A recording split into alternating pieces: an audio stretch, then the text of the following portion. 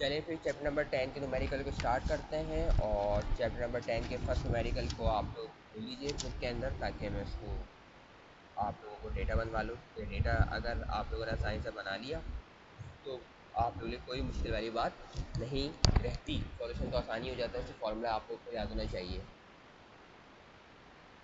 ठीक है, तो चलिए मैं देख लूँगा टेस्ट का ना। अभी फ़िलहाल हम लोग न्यूमेरिकल करते हैं।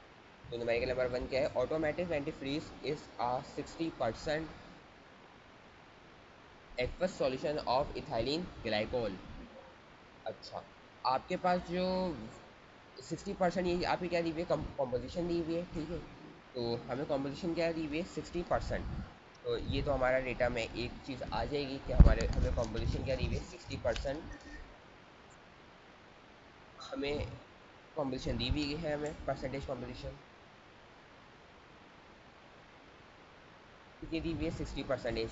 आगे मालूम करते हैं किसकी दी हुई है? इथाइलिन ग्लाइकोल की। ठीक है, determine A molality of solution. क्या मालूम करना है हमें? मोलैलिटी मालूम करना है हमें ए पार्ट के अंदर। और बी पार्ट में हमें क्या करना है? मोल fraction of ethylene glycol in the solution. और हमें मालूम करना है मोल फ्रैक्शन किसका? इथाइलिन ग्लाइकोल का। तो मोल फ्रैक्शन को हम डिनोट करेंगे एक्स ए से। ठीक है, अच्छा अब सॉल्यूशन की हेडिंग डालते हैं फाइनली। और मोलैलिटी का आप लोगों का फॉर्मूला अगर पता हो तो अच्छी बात है, नहीं पता हो तो आप लोग याद कर लीजिएगा, उसके बगैर सवाल पूछ सकता। तो मोलैलिटी बराबर होगा gram of solute upon molecular formula mass, molecular formula mass of solute multiply by gram of solvent multiply by 1000। ठीक है,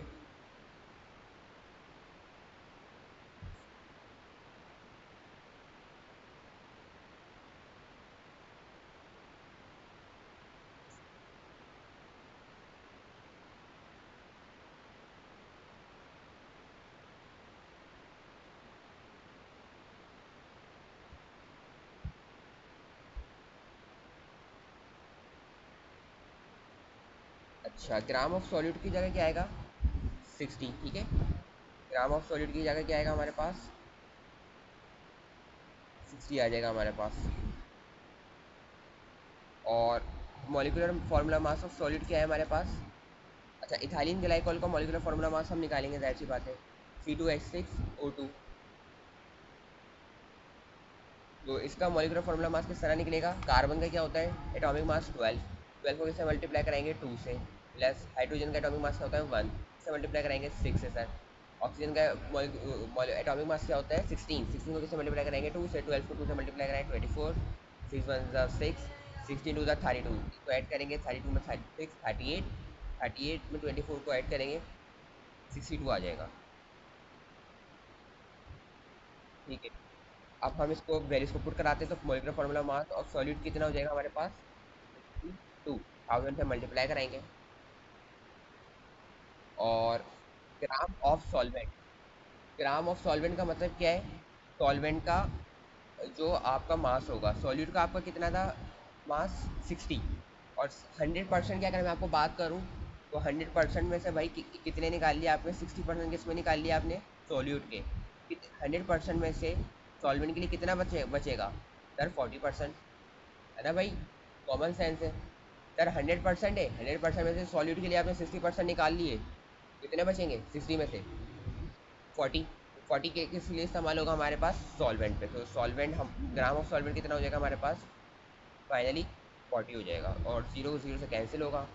तो फर्दर सॉल्व कर लिएगा आप लोग कैलकुलेटर के अंदर। ठीक है, कैलकुलेटर में आप लोग सॉल्व कर लेंगे तो इसका जो फाइनल आंसर आएगा वो आएगा आपके पास 24.19 मोलैलिटी। ठीक है, ये आपके पास फाइनली आंसर आ जाएगा। अब हम मालूम करते हैं एक्स ए को निकालने के लिए। तो बी पार्ट की हेडिंग डालेंगे और बी पार्ट किस तरीके से निकालेंगे, हमें मालूम क्या करना था, बी पार्ट के अंदर हमें मोल फ्रैक्शन मालूम करना था। मोल फ्रैक्शन का फॉर्मूला क्या होता है, N A upon N A plus N B, ठीक है। तो एक्स ए की जगह एक्स ए रहेगा, एन ए की जगह हमारे पास क्या आएगा, अच्छा एन ए और एन बी हमें क्या निकाल करना होगा, हमें ये निकालना पड़ेगा। और हम किस तरीके से निकालेंगे, एन का मतलब क्या है, number of moles, number of moles of A. तो नंबर ऑफ मोल्स ए निकालने के लिए हम क्या करेंगे, सबसे पहले इस फॉर्मूले को हम यूज़ कब करेंगे, जब हम नंबर ऑफ एन ए निकाल लेंगे, number of moles of A और number of moles of B निकालेंगे। तो देखो डेटा के अंदर हमें गिवन है नहीं है, तो हम क्या करेंगे, इसको फाइंड आउट करेंगे। और उसको फाइंड आउट करने का क्या फॉर्मूला होता है, नंबर ऑफ मोल का क्या फॉर्मूला होता है, मास इन ग्राम और मॉलिक्यूलर मास। तो एन ऐसे ही रहेगा, और मास इन ग्राम ऑफ ए कितना है, 60 है ना भाई, 60 है ना, बताया था आपको। सॉल्यूट कॉम्पोजिशन क्या थी, 60 थी, तो सॉल्यूट का क्या हो जाएगा, 60 हो जाएगा, सॉल्वेंट का क्या हो जाएगा, 40 हो जाएगा। सॉल्यूट का कितना हो जाएगा, सॉल्यूट का कितना हो जाएगा 60, और सॉल्वेंट का कितना हो जाएगा 40। सर कैसे, परसेंटेज 100 में ही होती है भाई। तो जब सॉल्यूट में 60 कंटेन करेगा, सॉल्वेंट कितने करेगा, डायरेक्टली 40 करेगा।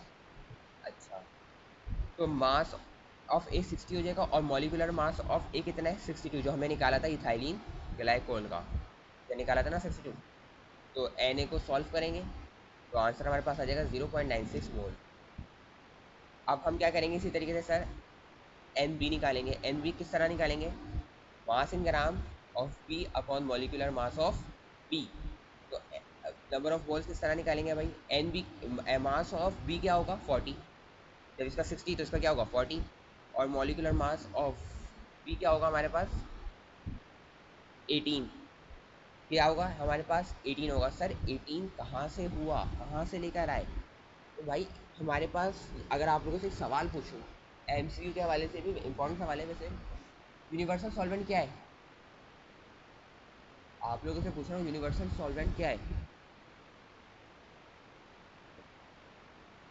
अगर किसी को पता है तो बताएं।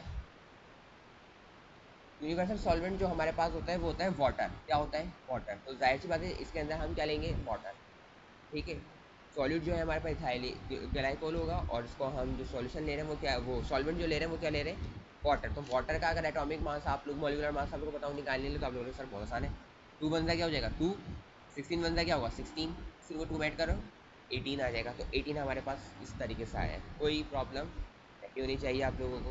इसको सॉल्व करेंगे, तो उसको सॉल्व करने आने के बाद हमारे पास आएगा आंसर 2.2। अब फाइनली क्या करेंगे, हम इन दोनों की वैल्यूज को इसमें पुट कर देंगे और आंसर निकाल लेंगे, ठीक है। अब तो बहुत आसान सवाल हो गया, ये सवाल इंपॉर्टेंट सवाल है। तो एक्स ए ऐसे ही लिखा, इसमें क्वेश्चन नंबर ए का नाम दे दो, इसके अंदर पुट करा रहे हैं वैल्यू को, एन ए की जगह क्या आएगा 0.96, और नीचे क्या आएगा, इन दोनों को आपस में ऐड कर देंगे, इन को सॉल्व करेंगे। तो सॉल्व कराने के बाद इसका जो हमारे पास आंसर आ रहा है वो आ रहा है 0.3। इस तरीके से हमने इसको सॉल्व कर लिया। अगर कोई प्रॉब्लम है तो आप लोग बताएं, अगर समझ आ गया है आप लोगों को तो, ताकि मैं न्यूमेरिकल नंबर बताने आप लोगों को कंटिन्यू कर लूँ, हैंड रेस कर लें अगर आप लोगों को समझ आ गया तो।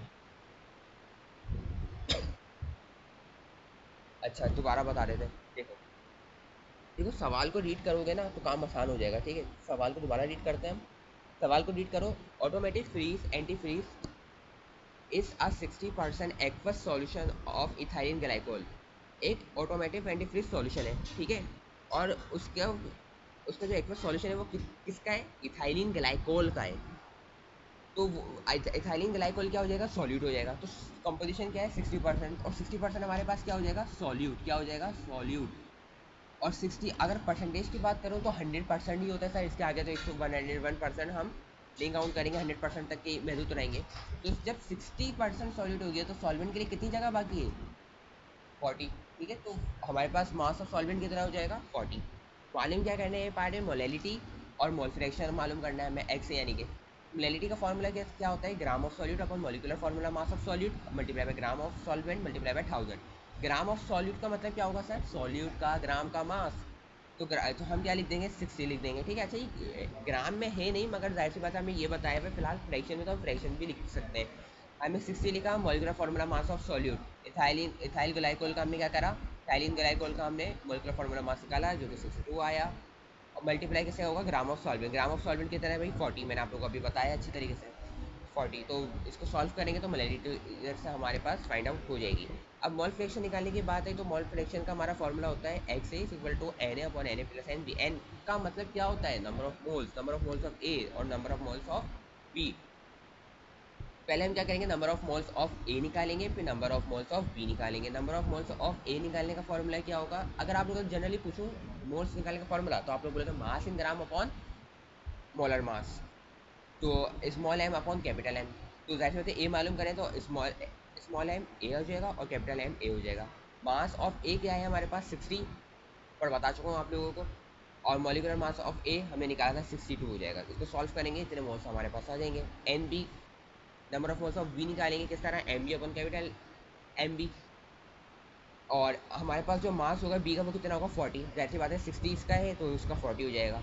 और मास ऑफ बी किस तरह निकालेंगे सर, हमें गिवन नहीं है, मगर भाई एक्वस सॉल्यूशन अगर हम बनाएं तो वो पानी में ही बनाएंगे, क्योंकि हमें पता है हमारा यूनिवर्सल सॉल्वेंट क्या है, वाटर। तो ज़्यादातर सॉल्वेंट हमारा वाटर ही होता है, तो इसलिए हम इसको वाटर को क्या कहते हैं, universal solvent. Universal solvent water होता है। और वाटर का मॉलिक्यूलर मास किस तरह निकालेंगे, 2 + 16, क्योंकि 1 2 2 हो जाएगा, तो 16 को 2 8 में प्लस करेंगे तो 18 हो जाएगा।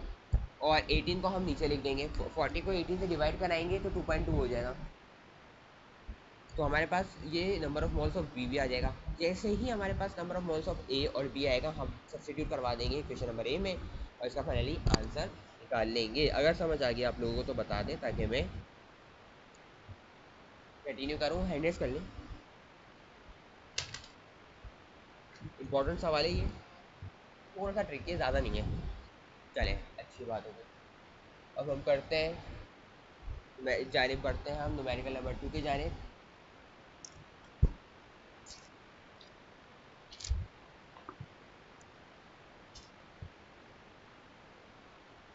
और न्यूमेरिकल नंबर 2 को बुक में आप लोग निकाल लीजिए, ताकि हम न्यूमेरिकल नंबर 2 को सॉल्व कर लें।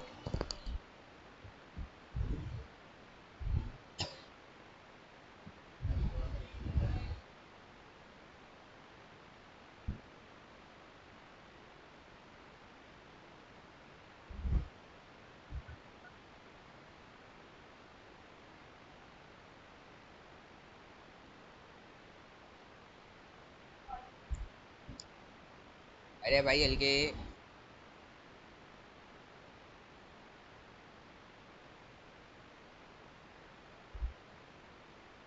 अब हमें स्टार्ट करते हैं न्यूमेरिकल नंबर 2। और न्यूमेरिकल नंबर 2 को आप लोग बुक में निकाल लीजिए और रीड करते रहते हैं हम, और सॉल्यूशन इसका डेटा बनाते रहते हैं। तो स्टार्ट करते हैं रीड करना। आ सॉल्यूशन इज प्रिपेयर्ड बाय, एक सॉल्यूशन है उस वो किससे बन रहा है वो अब हमें आगे पता चलेगा। ठीक है भाई, आगे हम रीड करते हैं। Is prepared by mixing 46 gram of ethanol C2H5OH। एक सॉल्यूशन है वो किससे बन रहा है, एक सॉल्यूशन है वो किससे बन रहा है, हमारे पास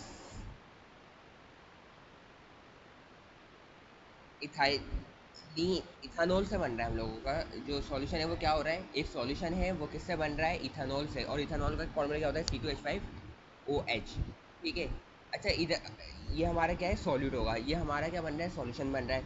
तो और अब सवाल पढ़ते हैं। और एन 180 ग्राम ऑफ वाटर, और ये क्या बोल रहे हैं, ग्राम वाटर का जो मास होगा वो कितना होगा, वाटर।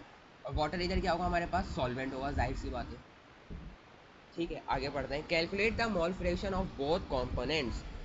अब हमें क्या मालूम करना है, मोल फ्रैक्शन इथेनॉल का भी मालूम करना है, और मोल फ्रैक्शन ऑफ किसका मालूम करना है, वाटर का भी मालूम करना है। अब डेटा हम तरीके से बना देते हैं। एम में किसका होगा 46 ग्राम। ठीक है। और एम बी किसके बराबर होगा, मास ऑफ यानी कि वाटर किसके बराबर होगा 180 ग्राम। ठीक है। एम ए किसको हम एम ए से किसको रिप्रेजेंट करेंगे, इथेनॉल को, और बी से किसको रिप्रेजेंट करेंगे, वाटर को। एम हो जाएगा 46, एम बी कितना हो जाएगा 180 ग्राम। अच्छा, अगर मैं नंबर ऑफ मोल्स ऑफ ए की बात करूँ मालूम करनी है, तो किस तरह निकालेंगे, ऐसे बात है sir, mass upon molecular mass, है ना। और ए है तो ए हो जाएगा, मास इन ग्राम कितना है 46, और ए का मॉलिक्यूलर मास निकाले तो मॉलिक्यूलर मास क्या है इसकी वजह से हमें निकालना पड़ेगा। तो कार्बन का क्या होता है एटॉमिक मास 12, 12 टू ज़ा 24, प्लस लिखेंगे एटॉमिक मास ऑफ हाइड्रोजन क्या होता है 1, 1 5 ज़ा 5, प्लस लिखेंगे 16, ऑक्सीजन का क्या होता है 16, तो 16 वन ज़ा 16, हाइड्रोजन का क्या होता है 1, इनको आपस में ऐड करें 24 को 5 में 29, 29 को 60 में 45, 45 को 1 में ऐड करेंगे तो फाइनली 46 हमारे पास आंसर आ जाएगा। तो हमारे पास मॉलिक्यूलर मास क्या हो जाएगा 46, आपस में कैंसिल होगा 1 बच जाएगा, तो हमारे पास क्या आएगा 1 मोल आ जाएगा। अब हम मालूम करते हैं किसके मोल्स, पी के मोल्स, पी के मोल्स मतलब वाटर के मॉलिक्यूल्स मालूम करते हैं, यानी कि mass in gram upon molecular mass of B. तो 180 ग्राम ऊपर आ जाएगा और नीचे क्या आएगा वाटर का मॉलिक्यूलर मास जो कि 18 होता है, और उसको सॉल्व करेंगे तो 10 मोल आ जाएगा। ठीक है, 18 वन 18, 18 10 180, तो 18 मोल्स हमारे 10 मोल्स हमारे पास किसके आ जाएंगे वाटर के। ठीक है, अब हमें मालूम क्या करना है एक्स ए मालूम करना है और एक्स बी, क्योंकि बहुत कंपोनेंट्स बोला था तो यानी कि कंपोनेंट्स क्या होते हैं सॉलिड और सॉल्वेंट ही होते हैं, और सॉलिड आपका इथेनॉल है, सॉल्वेंट आपका वाटर है। आप नहीं कह रहा क्या भाई आपको मास गिवन था आप नंबर ऑफ मोल्स निकाल लिए, उसका फ़ायदा उठाते हुए मॉलिक्यूलर मास निकाल के आप नंबर ऑफ मोल्स निकाल लिए। आप आपको मालूम करना है X A mole fraction of A और mole fraction of B. X A को निकालने का फॉर्मूला क्या होगा भाई, जो मालूम करना होता है उसके मोल्स ऊपर आते हैं और नीचे क्या कर लेते हैं दोनों के मोल्स को आपस में ऐड कर लेते हैं। तो एन ए क्या है हमारा 1 मोल, 1 लिख देंगे। Number of moles of A कितना है हमारे पास 1, 1 लिख देंगे, plus number of moles of B कितना है 10, 10 लिख देंगे। सॉल्व करेंगे इसको, 10 में 1 प्लस करें 11, तो हमारे पास आंसर इसको आएगा सॉल्व करने में 0.09 आंसर। ठीक है, अच्छा इसका यूनिट कोई नहीं होगा, क्यों मोल अपॉन मोल है ना, तो मोल और मोल आपस में क्या हो जाएंगे कैंसिल आउट हो जाएंगे, तो इसका कोई यूनिट नहीं होगा। तो एक्स और एक्स बी को किस तरह निकालेंगे भाई, N B upon N A plus N B, ऊपर क्या आ जाएगा number of moles of water आ जाएगा यानी कि बी, यानी कि 10 हो जाएगा, और नीचे क्या होगा 1 प्लस 10 हो जाएगा। 1 प्लस 10 कितना होता है 11 होता है, 10 अपॉन 11 को सॉल्व करेंगे तो आंसर हमारे पास फाइनली आ जाएगा 0.90, हमारे पास आंसर आ जाएगा। इस तरह हम लोगों के न्यूमेरिकल्स ख़त्म होते हैं चैप्टर नंबर 10।